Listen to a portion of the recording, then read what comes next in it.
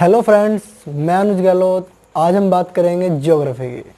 तो आज हम पढ़ाएंगे आपको लैटिट्यूड और लॉन्गिट्यूड, यानी कि अक्षांश रेखाएं और देशांतर रेखाएं। तो आइए हम स्टार्ट करते हैं। ठीक है जी। हम पढ़ेंगे ग्लोब। ग्लोब क्या होता है? ग्लोब किसे कहते हैं? ग्लोब कहते हैं पृथ्वी के प्रारूप को। ठीक है जी। ग्लोब किसे कहते हैं? ग्लोब कहते हैं पृथ्वी के प्रारूप को। पृथ्वी के प्रारूप को ग्लोब कहते हैं। ठीक है जी। तो ग्लोब पर हमारी दो प्रकार की रेखाएं पाई जाती है। ठीक है जी। कितने प्रकार की पाई जाती है? दो प्रकार की रेखाएं पाई जाती है। ठीक है जी। तो देखते हैं हम कौन किस टाइप की। तो नंबर 1 टाइप ये होता है और नंबर 2 टाइप यहाँ पे होता है। ठीक है जी। नंबर 1 टाइप जो, ठीक है जी, एक टाइप इस प्रकार का होता है और एक टाइप इस प्रकार का होता है। जो इस प्रकार की, यानी कि इनको बोलते हैं हम क्षैतिज रेखा। क्या बोलते हैं इनको? इनको बोलते हैं हम क्षैतिज रेखा। ठीक है जी। इंग्लिश में बोल देते हैं इनको हॉरिजॉन्टल रेखा। ठीक है जी। अब इनको बोलते हैं हम वर्टिकल, यानी कि ऊर्ध्वाधर रेखा। क्या बोलते हैं जी? ऊर्ध्वाधर रेखा। ठीक है जी। इंग्लिश में बोलते हैं इसको वर्टिकल रेखा। ठीक है जी। तो इस क्षैतिज रेखा को हम बोल देते हैं अक्षांश रेखा है। ठीक है जी। क्या बोल देते हैं हम? अक्षांश रेखा है। अक्षांश रेखा है। ठीक है जी। और इसको बोल देते हैं हम, जो हमारी वर्टिकल यानी कि ऊर्ध्वाधर रेखा होती है, इनको बोल देते हैं हम देशांतर रेखा है। ठीक है जी। देशांतर रेखा है। तो हम बात करते हैं अक्षांश रेखा की। ठीक है जी। तो स्टार्ट करते हैं हम अक्षांश रेखा के बारे में।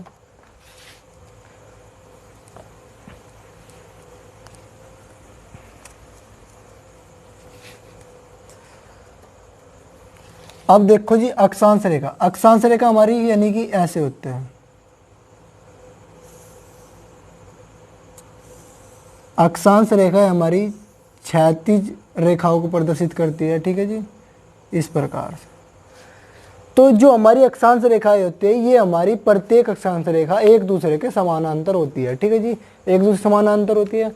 तो हम इसको मानते हैं यहाँ 0 डिग्री, 0 डिग्री, 23.5 डिग्री, ठीक है जी, 66.5 डिग्री, और यहाँ पे आ जाएगा हमारा नॉर्थ, यानी कि 90 डिग्री ऊपर आ जाएगा। ऐसे ही हमारा 23.5 डिग्री यहाँ पे होगा, 66.5 डिग्री यहाँ पे होगा, और ये हमारा नॉर्थ पोल यानी कि 90 डिग्री यहाँ पे हो जाएगा। ठीक है जी। तो इसको बोल देते हैं हम इक्वेटर। ठीक है जी। क्या बोलते हैं? इक्वेटर। इक्वेटर को हिंदी बोल देते हैं भूमध्य रेखा या विषुवत रेखा। ठीक है जी। भूमध्य रेखा या विषुवत रेखा, विषुवत रेखा। जो हमारी विषुवत रेखा होती है, ये हमारी पृथ्वी को दो बराबर भागों में डिवाइड करती है। ठीक है जी। हमारी विषुवत रेखा जो होती है, ये हमारी पृथ्वी को दो भागों में डिवाइड करती है। विषुवत रेखा होगी तो जो हमारा, यदि हम उत्तर की ओर जाएंगे तो इनके ऊपर हम लगा देंगे नॉर्थ, नॉर्थ, नॉर्थ, यानी कि 23.5 degree north, 66.5 degree north, 90 degree north. ऐसे नीचे की ओर जाएंगे तो यहाँ पे साउथ लगा देंगे। ठीक है जी। अब बात आती है कि हम नॉर्थ और साउथ ही क्यों लगाते हैं। ठीक है जी। तो यदि हमारा कोई फ्रेंड हमसे पूछे कि भाई मुझे 20 डिग्री जाना है, यानी किसी को पता नहीं कि 20 डिग्री जाना है, नॉर्थ जाना है या साउथ जाना है। ठीक है। तो या तो आपको पता है कि नॉर्थ साउथ में क्या डिफरेंस है, तो आप या तो उसको नॉर्थ साइड में भेजेंगे या भेजेंगे साउथ साइड में। ठीक है। यदि आप उसको 20 डिग्री नॉर्थ साइड में भेजेंगे तो वो कहाँ पे पहुंचेगा पता? वो पहुंचेगा हमारा महाराष्ट्र में पहुंचेगा। ठीक है जी। यदि हम उसको 20 डिग्री नॉर्थ में भेजें तो वो महाराष्ट्र के चंद्रपुर एरिया में पहुंचेगा। कहाँ पे? महाराष्ट्र के चंद्रपुर एरिया में। ठीक है जी। यदि आप उसको 20 डिग्री नॉर्थ भेजते हैं तो वह हमारा महाराष्ट्र में पहुंचेगा। यदि आप उसको 20 डिग्री साउथ में भेजते हैं तो वो पता कहाँ पहुंचेगा? वो पहुंचेगा ब्राज़ील। नाम तो सुना ही होगा। ब्राज़ील कहाँ पड़ता है? ये हमारा पड़ता है साउथ अमेरिका में। ठीक है जी। ये हमारा साउथ अमेरिका में पड़ता है। तो ब्राज़ील का एक स्थान पड़ता है बेलो होरिजेंटो। कौन सा स्थान? बेलो होरिजेंटो, होरिजोंटो। ठीक है जी। तो यदि आप उसको 20 डिग्री नॉर्थ में भेजते हैं तो हमारा जाएगा वो महाराष्ट्र के चंद्रपुर में, और यदि आप उसको 20 डिग्री साउथ में भेजते हैं तो वो जाएगा ब्राज़ील में। ठीक है जी, तो यह हमें डिफरेंस उसको यानी कि पता लग जाएगा क्या क्या डिफरेंस होता है। तो इसका कहने का मतलब ये है कि हमारा नॉर्थ यानी कि 20 डिग्री हमारा महाराष्ट्र के चंद्रपुर में पड़ेगा नॉर्थ में, और साउथ में पड़ेगा ब्राज़ील में। ठीक है जी, तो अब हम देखते हैं कि 23.5 डिग्री को हम क्या बोलते हैं। 23.5 डिग्री को हमारा नॉर्थ में बोलते हैं मकर रेखा, सॉरी नॉर्थ में बोलते हैं कर्क रेखा, और साउथ में बोलते हैं इसको मकर रेखा। ठीक है जी, और इसको बोलते हैं 66.5 डिग्री को नॉर्थ में बोलते हैं उत्तर ध्रुव व्रत। ठीक है जी, उत्तर ध्रुव व्रत, और इसको बोलेंगे हम दक्षिण ध्रुव व्रत। ठीक है जी, दक्षिण ध्रुव व्रत। और ये फिर हमारा हो जाएगा उत्तर ध्रुव, उत्तरी ध्रुव, और ये हो जाएगा साउथ में जाके दक्षिणी ध्रुव। ठीक है जी, क्या हो जाएगा दक्षिणी ध्रुव। तो हमारी जो अक्षांश रेखा है वे हमारी एक दूसरे के समानांतर होती है, ये मैंने पहले बताया। तो जब हमारी ये समानांतर होती है तो यहाँ पे हमारे कटिबंध पाए जाते हैं। ठीक है जी, तो कौन सा कटिबंध कहाँ पाया जाता है इस बारे में देखते हैं। तो मैं इसको रफ कर रहा हूँ हल्का सा। ठीक है जी, अब देखो ये हमारी 0 डिग्री तो होगी विषुवत व्रत। जब हम विषुवत व्रत से 23.5 डिग्री नॉर्थ जाएंगे तो यहाँ पे बनेगा हमारा उष्ण कटिबंध। ठीक है जी, क्या बनेगा उष्ण कटिबंध। ठीक है जी, उष्ण कटिबंध बनेगा। यदि हम 23.5 डिग्री से 66.5 की ओर प्रवेश करेंगे तो यह बनेगा, क्या बनेगा, ये बनेगा शीतोष्ण कटिबंध। ठीक है जी, शीतोष्ण कटिबंध बनेगा। और यदि हम 66.5 से 90 डिग्री की ओर प्रवेश करेंगे तो यहाँ पे बनेगा हमारा शीत कटिबंध। क्या बनेगा, शीत कटिबंध। इसी प्रकार हमारा साउथ में जाएंगे तो ऐसे बनेगा, ये हमारा विषुवत व्रत होगा, तो यहाँ पे बनेगा हमारा उष्ण कटिबंध, यहाँ पे बनेगा हमारा शीतोष्ण कटिबंध, और यहाँ पे बनेगा हमारा शीत कटिबंध। ठीक है जी, बस यहाँ पे डिफरेंस क्या आएगा, डिफरेंस आएगा उत्तर उष्ण कटिबंध। ठीक है जी, उत्तरी उष्ण कटिबंध, उत्तरी शीतोष्ण कटिबंध, उत्तरी शीत कटिबंध। ठीक है जी, यदि हम 0 डिग्री से नीचे जाएंगे यानी कि साउथ की ओर तो साउथ उष्ण कटिबंध, साउथ शीतोष्ण कटिबंध, और साउथ शीत कटिबंध। ठीक है जी, तो अब हमारे मन में प्रश्न ये उठता है कि हमारा ये नाम किस प्रकार पड़े। ठीक है जी, तो ये हमारे नाम इस प्रकार पड़े कि जैसे हमारा यहाँ पे सन है। ठीक है जी, ये क्या हो गया, सन हो गया। ठीक है जी, सन, सन जो है हमारा 0 डिग्री पर इसकी जो प्रकाश किरणें है वे हमारी लंबवत पड़ती है 0 डिग्री पर। ठीक है जी, तो जब हमारी प्रकाश किरणें लंबवत पड़ती है तो वहाँ पे हमारा प्रकाश अधिक होगा, प्रकाश अधिक होगा तो वहाँ पे हमारी ऊष्मा ज़्यादा होगी, ऊष्मा ज़्यादा होगी तो इस क्षेत्र में हमारा उष्ण कटिबंध बनेगा। ठीक है जी, जैसे हमारी धीरे धीरे प्रकाश किरणें ऊपर की ओर जाएगी तो वो लंबवत ना होकर कुछ ना कुछ कोण बनाएगी, कुछ ना कुछ कोण बनाएगी, तो वहाँ पे हमारा इस एरिया से थोड़ा कम प्रकाश पहुँचेगा, कम प्रकाश पहुँचेगा तो इस एरिया से वहाँ पर बन जाएगा शीतोष्ण कटिबंध। ठीक है जी, शीतोष्ण कटिबंध बनेगा। और फिर इसके बाद देखते हैं जब हमारी जो प्रकाश किरणें वो अगर थोड़ा सा और ऊपर जाएगी तो वहाँ पे मतलब कि बस नाम मात्र ही पहुँचेगी वहाँ तक, तो वहाँ पे बनेगा हमारा शीतोष्ण कटिबंध। इसी प्रकार ठीक हमारे नीचे प्रक्रिया होती है। ठीक है जी, अब हम देखते हैं कि हमारा भारत कहाँ पड़ता है। हमारा भारत पड़ता है 23.5 डिग्री पर। ठीक है जी, यानी कि कर्क रेखा पर।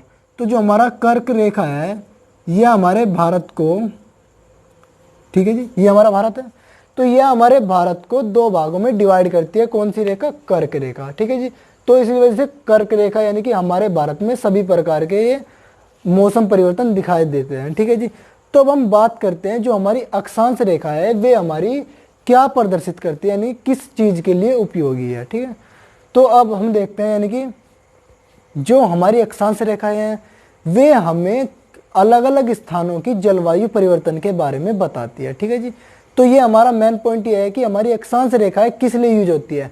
हमारी अक्षांश रेखाएं किसी भी स्थान का जलवायु परिवर्तन को ज्ञात करने के लिए हमारी उपयोगी होती है। ठीक है जी, तो अब हमारी जो अक्षांश रेखा है हमारी समानांतर है एक दूसरे के, तो इनकी जो बीच की दूरी होती है यानी कि एक समांतर रेखा से दूसरी समांतर की रेखा हमारी 111 किलोमीटर होती है। ठीक है जी, कितनी होती है? 111 किलोमीटर अक्षांश रेखाओं के बीच की दूरी,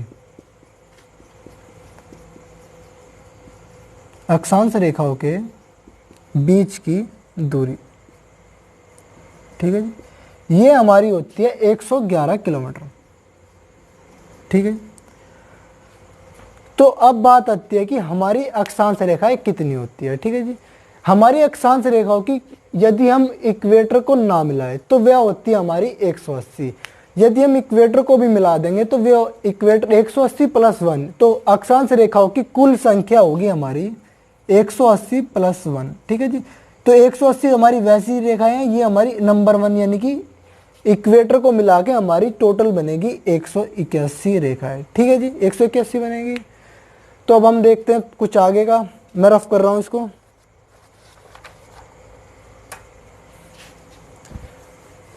तो ये हमारी जो अक्षांश रेखा है ये हमारी कंप्लीट होगी। अब हम बात करेंगे देशांतर रेखाओं के बारे में। ठीक है जी, तो देशांतर रेखाएं देखते हैं हम।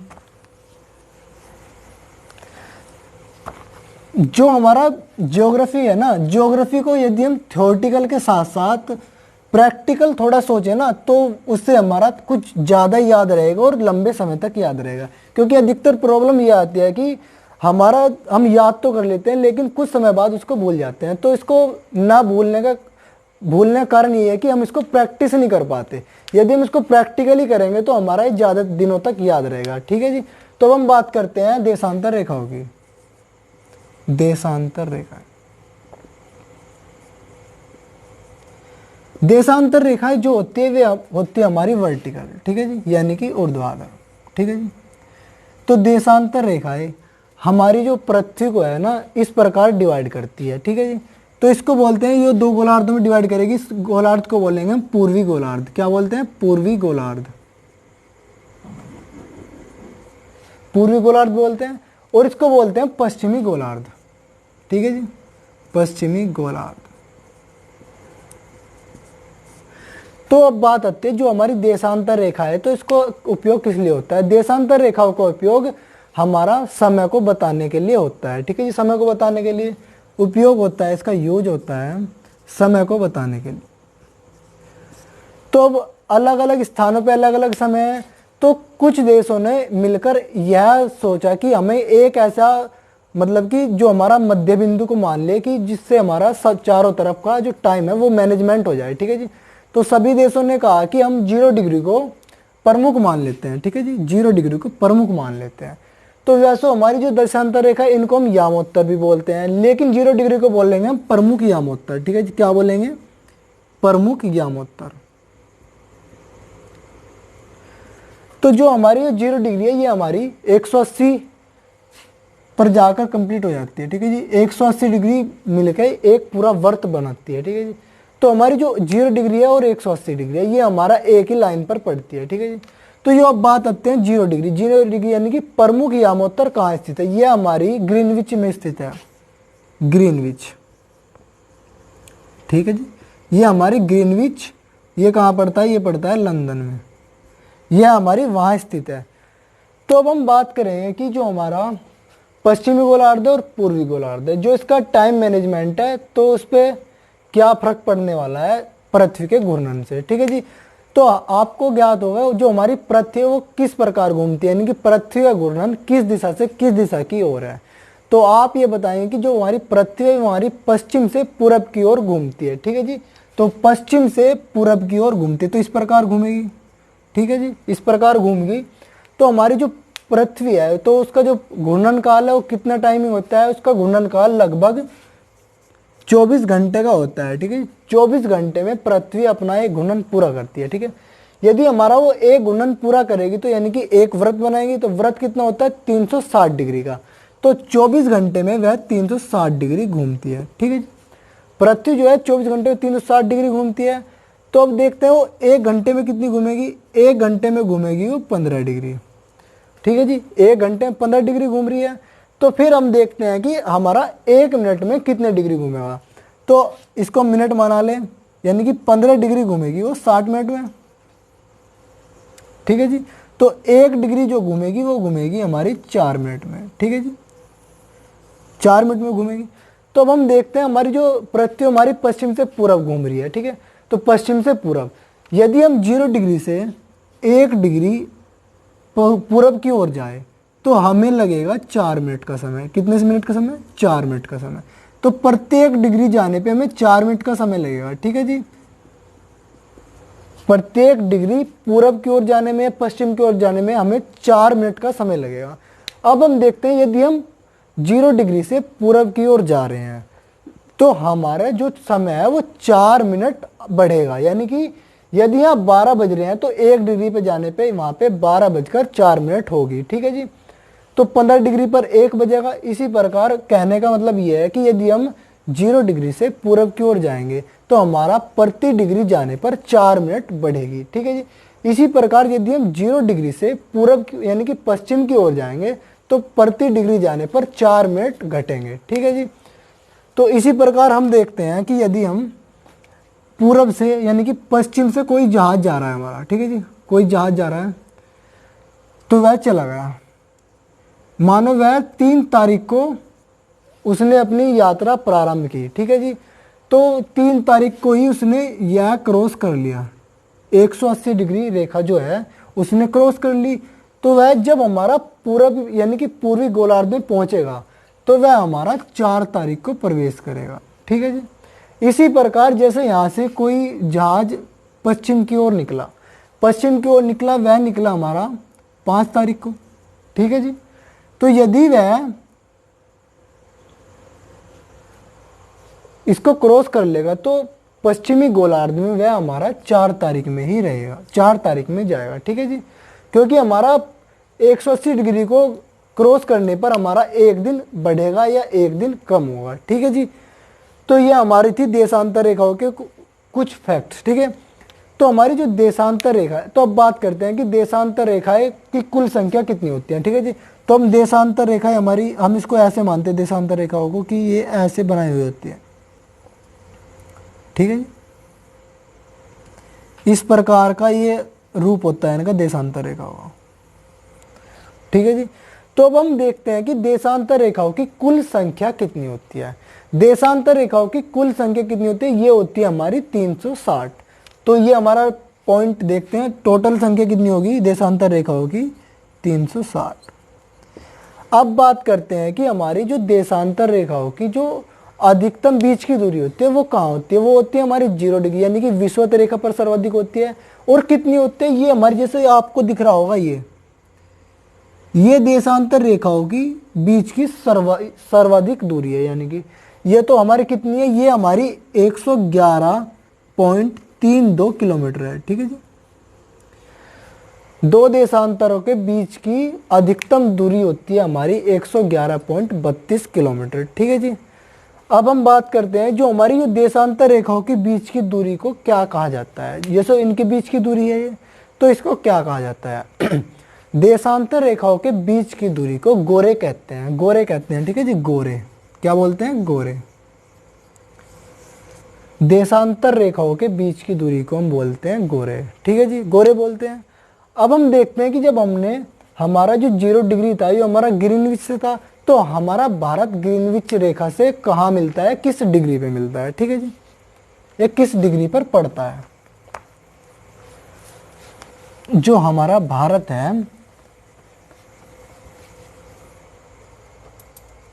तो जो हमारा भारत है ये हमारा भारत ग्रीनविच लाइन पर 82.5 डिग्री 82.5 डिग्री पूर्व में पड़ता है, ठीक है। 82.5 डिग्री पूर्व, तो हमारा भारत ग्रीनविच रेखा पर ये इतना पड़ता है। तो ग्रीनविच को बोल देते हैं हम GMT, ठीक है जी, GMT। GMT का मतलब होता है ग्रीनविच मीन टाइम, ठीक है जी। तो इसको हमने प्रमुख टाइम मान रखा है। तो जो हमारा भारत है वो हमारा 82.5 डिग्री पूर्व में पड़ता है, ठीक है जी, ग्रीनविच रेखा के। तो बात आती है कि यदि हमारा लंदन में हमारा जो टाइम हो रहा, तो यहाँ पे कितना डिफरेंस है लंदन के टाइम से और भारत के टाइम में, ठीक है जी। तो हमारा भारत 82.5 डिग्री पूर्व में पड़ रहा है, तो यह हमारा ग्रीनविच टाइम से यानी कि जो लंदन का टाइम है उससे 5.5 घंटे आगे है, ठीक है, 5.5 घंटे आगे हैं। अब 5.5 घंटे आगे, तो ये आगे ही क्यों है? क्यों, मैंने अभी बताया कि यदि हम 0 डिग्री यानी कि लंदन की रेखा 0 डिग्री है, वहाँ पे 0 डिग्री से पूरब की ओर बढ़ेंगे तो वहाँ पे हमारा जो टाइम है ना इंक्रीज होगा। तो बताया तो ये हमारा पूर्व में पड़ रहा है, तो ऑब्वियसली बात है कि आगे होगा, आगे होगा। तो यानी कि यदि ग्रीनविच टाइम पे यानी कि लंदन में हमारे 12 बज रहे हैं, यानी कि 12 दोपहर के, तो भारत में 5:30 बज रहे होंगे शाम के, ठीक है जी, शाम के, ठीक है जी। तो जो हमारी देशांतर रेखा ये हमारी समय को प्रदर्शित करती है, आपने देख ही लिया होगा। तो है ना, अलग अलग क्षेत्रों में देशांतर रेखाओं का विस्तार जो है थोड़ा अधिक होता है, कहीं पे थोड़ा कम होता है, ठीक है जी। तो जैसे कि हमारा रूस है, रूस में जो हमारा रूस में 11 मानक समय माने गए हैं, ठीक है जी। यदि आपसे पूछा जाए कि रूस में कितने मानक समय माने गए, तो रूस में हमारे 11 मानक समय माने गए हैं, ठीक है जी। रूस में 11 समय माने गए। तो इसी प्रकार हमारे कुछ जो अलग अलग क्षेत्रों में हमारे देशांतर रेखाओं का विस्तार अलग अलग होता है। तो आपने देख लिया कि रूस में 11 एग्जाम्पल के तौर पर, ठीक है। तो हमारी अक्षांश रेखाएं और देशांतर रेखाएं हो गई कंप्लीट, ठीक है जी। तो यदि आपको वीडियो पसंद आए तो लाइक करें, शेयर करें एंड सब्सक्राइब करें। और बाकी की जो हमारे ज्योग्राफी के जितने भी पार्ट है वे सब लिंक में दिए हुए हैं, वहाँ पे उन्हें जाके देखें। धन्यवाद।